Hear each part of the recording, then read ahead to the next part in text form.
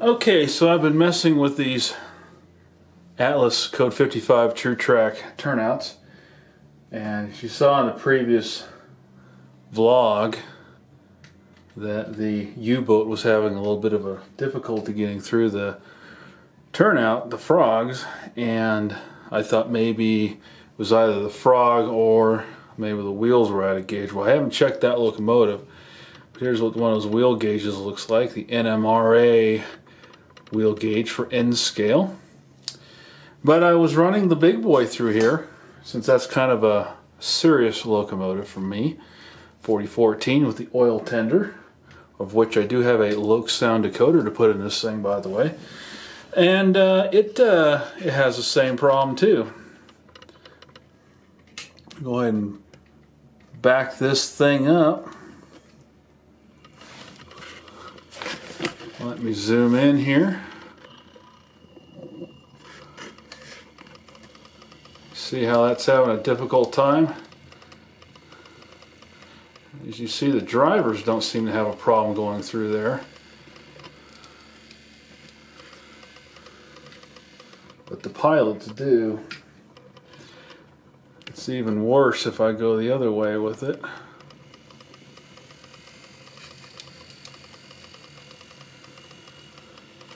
See, it hit that frog and it gets elevated there, and then the centipede just falls right into the frog there, and it loses power. And I have to do that to get it going. So I have checked the frog and it seems like it might be elevated a little bit. What a beautiful locomotive.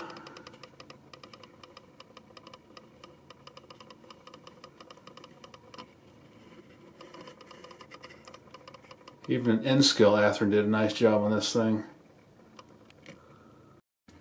This little Bachmann railer sure came in handy while getting the big boy on the tracks. Made that a cakewalk practically. Didn't have to fiddle with those tiny little wheels to get them on the tracks and stuff. So here's the macro zoom on this camera. You can see the one track right there is actually elevated above the frog.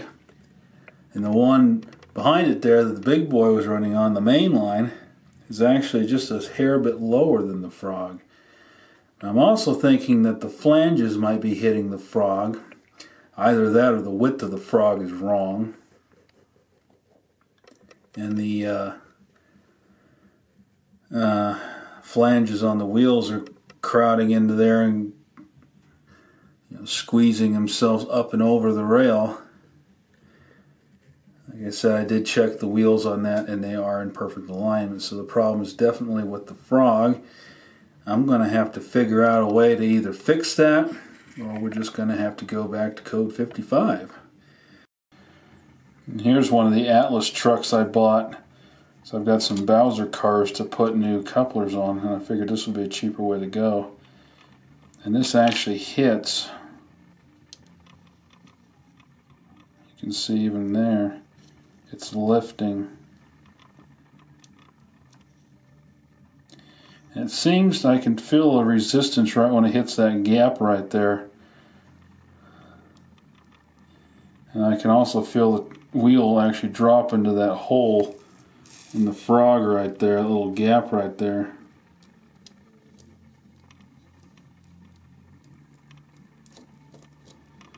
I don't think there's going to be enough filing in the world that's going to fix that, but I'm going to dig one out and file that'll fit that hole. I tried to file a little bit. I didn't want to go too crazy with it, but I wasn't really able to get the file in between the frog there. So I tried to file the edges down a little bit there so it kind of rounded a little bit, but it didn't. Nothing that I sanded there, file I should say, worked. I switch hands here. Trying to get that file in there. I filed this one down a little bit. I got that one smoother anyway. But that's not what I care about. What I care about is how this thing at least runs on the main line. Not really going to be going down the siding. and feeding industries with the big boy. The big boy is an excursion locomotive, and so it's going to be running around. And I can't really do that with this thing the way this is. So I don't know what's wrong with these frogs, but it still jumps them. It's jumping the frog. Kind of like in the Bandit there. What's my handle? I'm going to call you Frog. Because you kind of look like a frog and you jump around like a frog. See, it still has a... Yeah, I can't run a precision engineered beautiful locomotive like the 4014 Big Boy around like that on crappy... Almost said a bad word. We're going to try to keep this channel G-rated, which I don't really do on my other one very well, but... I can't have that. I can't run the locomotive around here and have it keep coming off the track every time it hits a switch. We just can't do that. So I think the True-Track is just gonna have to go, and I'm just gonna go back to my original plan, which was code 55. And what I was gonna do was just use the Flex Track primarily for straights. And then I've got 17 and a half and 18 and a half, 8, no, it's 17 and 3/4, 17.75 and 18 and a half, I think is what the two radiuses are. Anyway, sectional track, I've got a bunch of it. And I've got a bunch of it because I had to buy a bunch of it when I was trying to make the helix work out. And that's this stuff right here. And I've got this little car hauler right here, and it's a Concord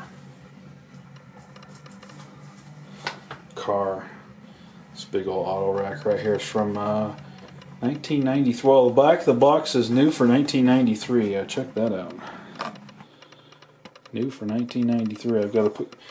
I got to put real couplers on there, but anyway, even this guy kind of hangs around here, and this is the 18 whatever radius track, but it runs through there really nicely.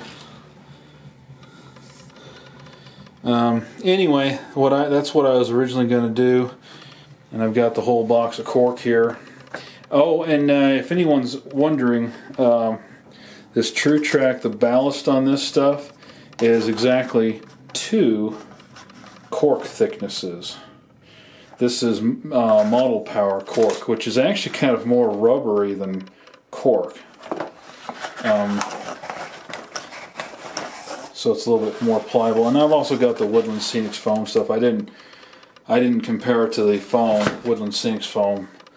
But anyway, so it probably would be the same thickness as HO ballast cork roadbed. I mean, if you were using like the HO and just splitting it up into half, using only half of it for N scale, which can save you money. I don't know, not really, because when I was looking at this stuff, it was actually about the same price, if not maybe a little cheaper, to buy this whole box of this stuff. And I haven't used any pieces out of it yet. So anyway, I can't run the locomotives that I want to through these switches, so they're just they're just gonna have to come out. It's not gonna work. I mean, I can't even run a frickin' U-boat through this thing. I don't know what these frogs are designed for. Maybe fat flanged Bachmans will run through this. I don't know, the old Bachman stuff. But I don't know. Maybe that's why nobody uses this Atlas stuff, although it seems to sell rather rapidly on eBay when it goes up for sale in a big lot, so, which is a good thing. So I think that's where this is going to end up. I know I'm going to lose money on it, but I should have tested that before I bought all this track. Live and learn, and then you get loves, right? Alright. Take care, everyone. Peace out, and we'll talk to you again when I've got... I told you the next video this stuff was all probably going to change. And I was kind of rearranging this a little bit. The snap track is nice to figure out how things are going to look, but if they don't work when you test stuff, it's just, you know, the way it is. And here's those grain silos here.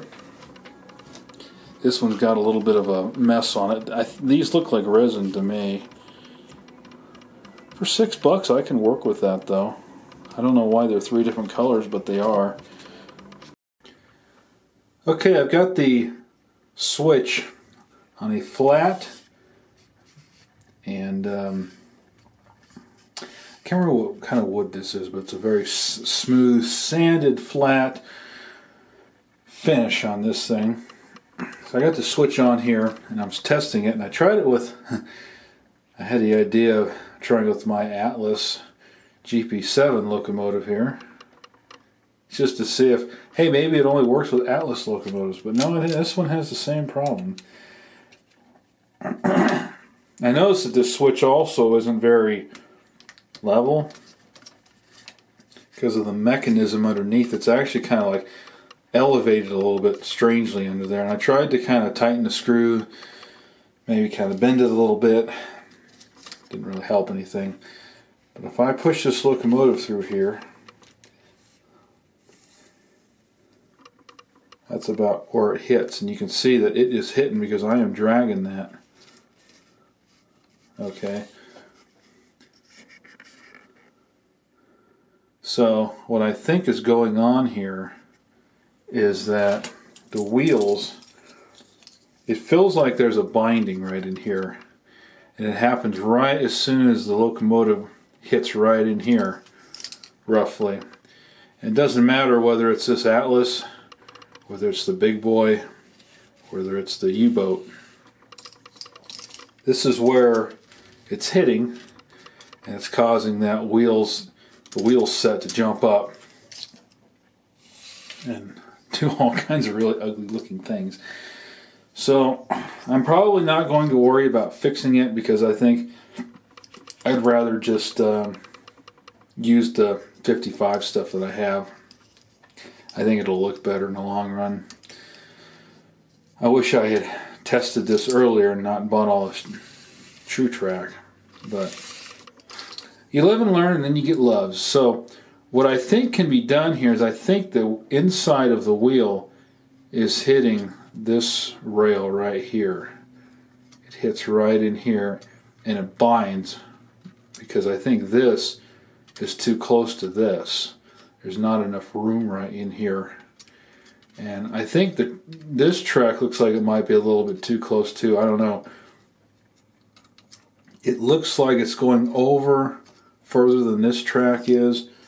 Let's see if I can zoom in a little bit further, and that's as far as I can go. I'm on macro here right now so that I can get a nice clear shot of this for you guys. But this is, I think, I notice it also binds right in here too. When it's coming the other way, it's not as bad, but I do feel it right here. Now, I couldn't get my files down in there. My files are just a little bit too thick. Even though this is a pretty thin file, it's still just a little bit too thick to get down in there and actually do anything with it. So what I think could be done is to use a grinding wheel on a Dremel tool and grind that thin, this rail right here, a little bit thinner, all the way around here, and I bet that will fix it. That's what I think is the problem, but without actually trying it, I can't say that for certain. But I think I'd rather not do that to this, because if I saw all this track, I don't want to, risk damaging one of the turnouts in case I'm wrong about what to fix it. Maybe this is a common problem, and there's a big thread out there on how to fix this. I don't know. I haven't looked. I don't really care at this point, because I think I've made up my mind to just go to 55, go back to my 55. And I noticed that MB Klein is now selling switch units, under the table switch units from Atlas that are both HO and N scale for $7. It works on either scale. So since those are available now, and they've got like 36 of them, I think I'm going to go ahead and just do that, go that route, because I have a lot better luck with the micro-engineering. Although the micro-engineering switches, I do have to kind of file that frog down a little bit. I do have problems with those too, but it's definitely nothing like this. And those at least I can fix, whereas this, yeah, I probably could fix it right in there, and I think that's the solution, is to grind that down a little bit thinner, but maybe this could be spread apart. I don't know. Since it's not just this switch, all of these switches do this. They all bind right here. So that, I believe, is the fix and the solution, but I'm not going to do it. So there we go. That is vlog number 3 or 4 or 5, or I'm not sure where I'm going to put this in the mix of the videos, but there'll just be an addendum to the end of the last part.